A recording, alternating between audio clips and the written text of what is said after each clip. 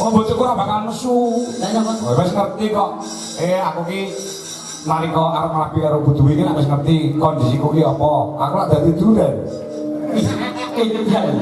Lho, Berarti berjuri. ora. Lah, Duren ki duda keren.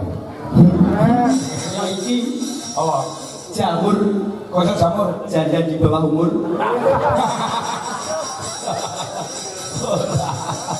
Ngomongin karo masyarakat. Nuwun sewu Bapak Ibu, Mas Gareng sae napa sae? Sae napa sae? Ayo dadi berangkatke.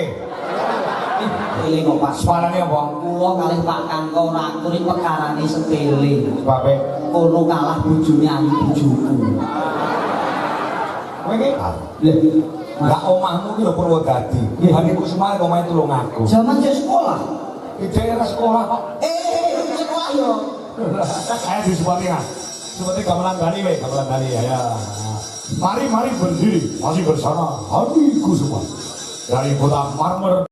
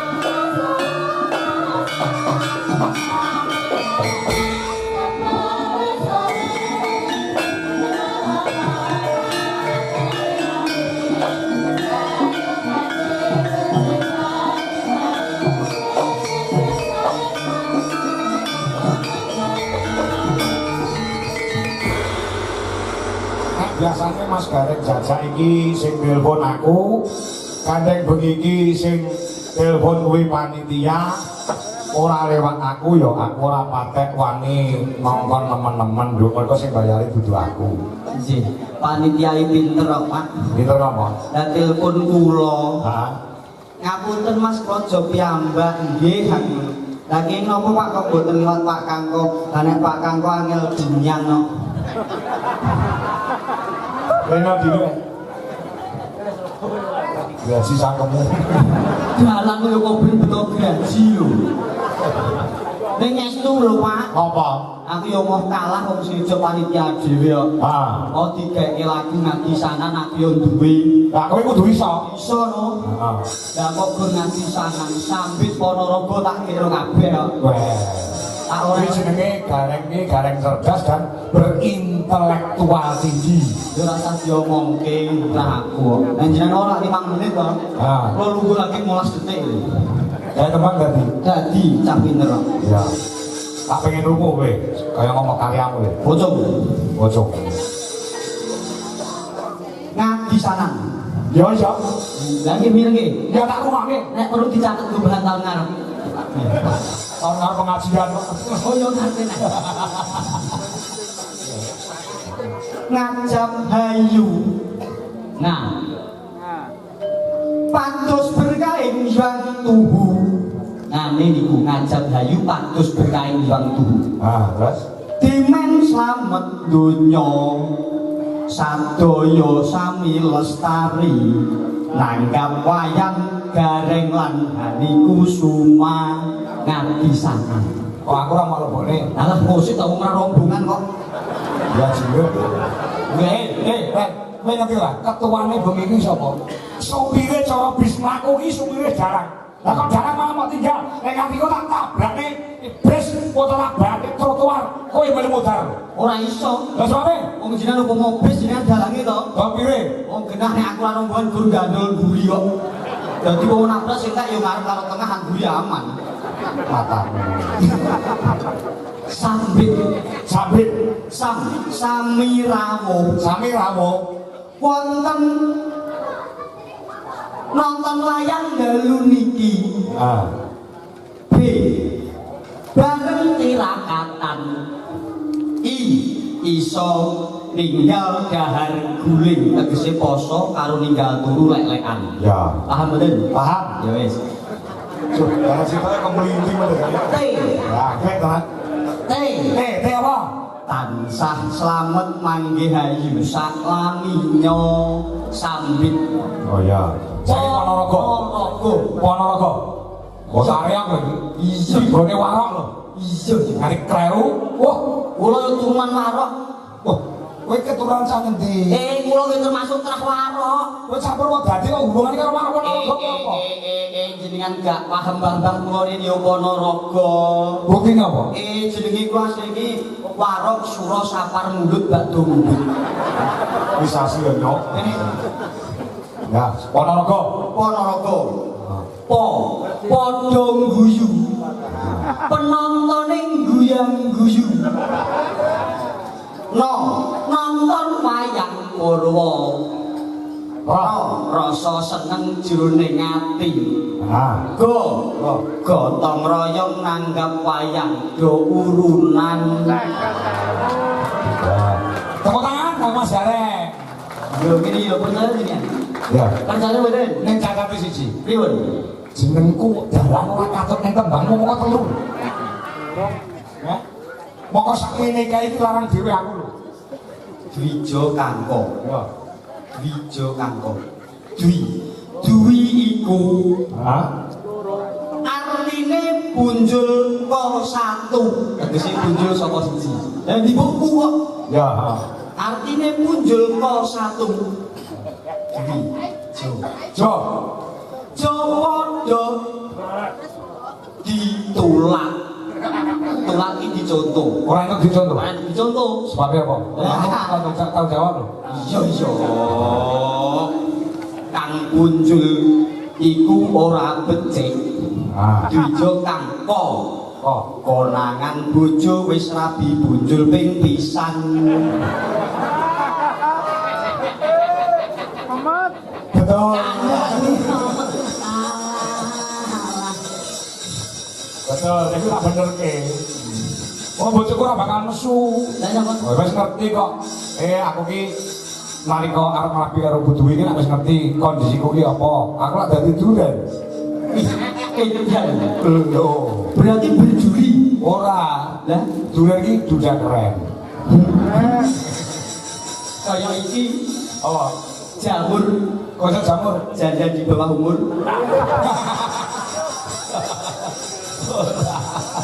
Itu lagi Apa? jarwo Jarwo ki apa? janda rodok tua. Sing ngestu kok Pak Kanggo. Apa? Ngaturaken sugeng dalu kagem para pamirsa luar biasa. Yai kene grapyak semanak sopan santun didhisikne. Kula wau medun nun 1000. Ya. Parkire rak rada tebih kula parkir luar masjid mriko. Ya. Aku nuntun koper ngono enek cah cilik nggo sepeda ontel. Set nang ngarepku mandhet jegrek. Sepeda ontel dituntun. Nuwun sewu Mas Gareng amit derek langkung. Bareng rodok nggon peteng ditumpaki. Tak akoni jempol kiai cilik pintere. Adab kuwi lebih tinggi daripada ilmu. Lah, Ora mung agama, ning nggon apa jenenge udanegara tata krama adab digondheli karo masyarakat niku wau cah cilik. Cah cilik. Bareng sing rodok dewasa ya cah SMP bocah SMA mau. Ya. Numpak motor mang kok arep mandek set medun dituntun amit Mas Jajak Gareng derek langkung. Injih Mas Jos adab budi pekerti. Ya. Mang tujuwono meneh cah lanang wedok gandengan. Teko ngarepku gandengan tangan dicolot cul. Ngapunten Mas Gareng nderek langkung nggih. Bareng teko petengan ditumpaki. Jos aku. Abang dipekerti yang perlu.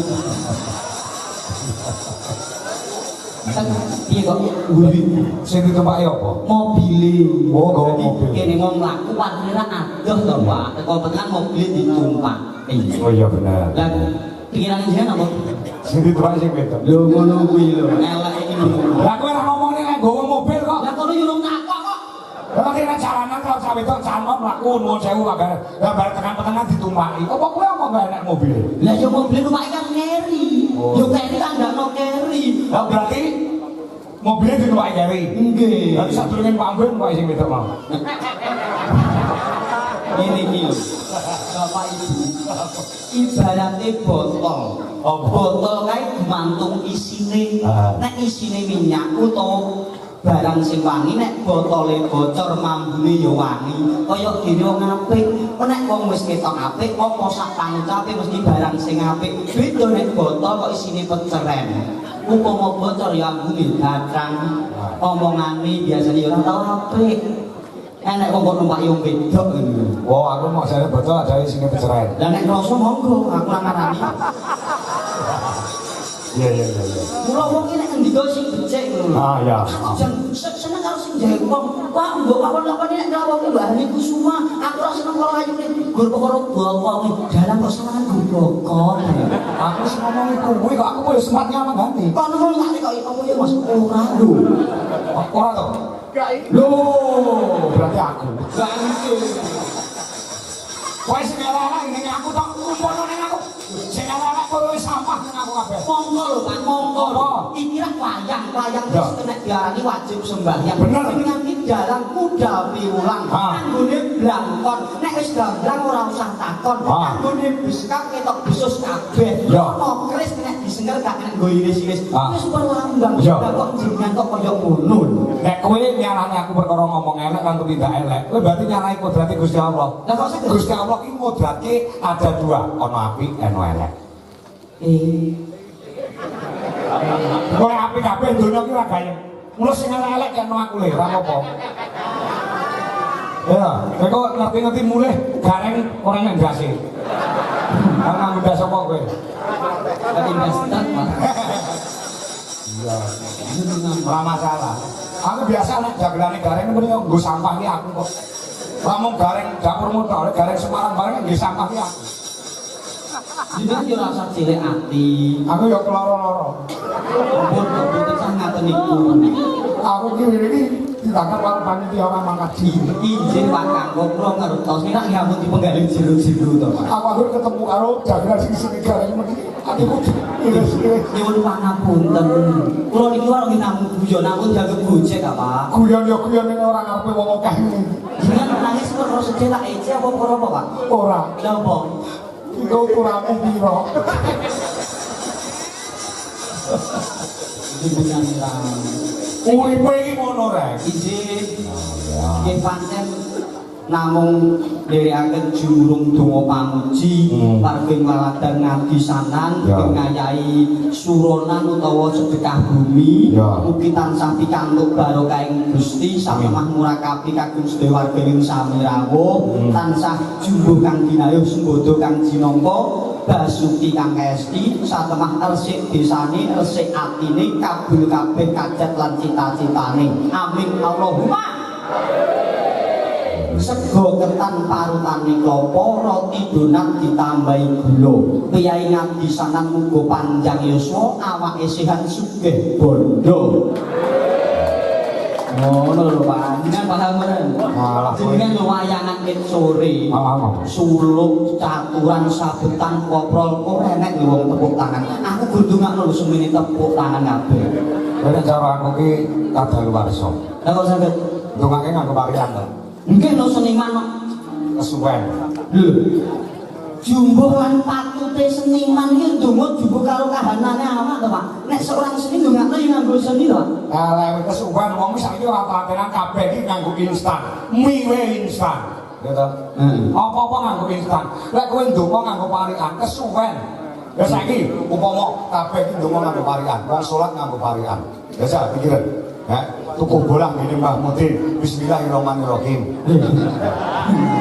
Nah,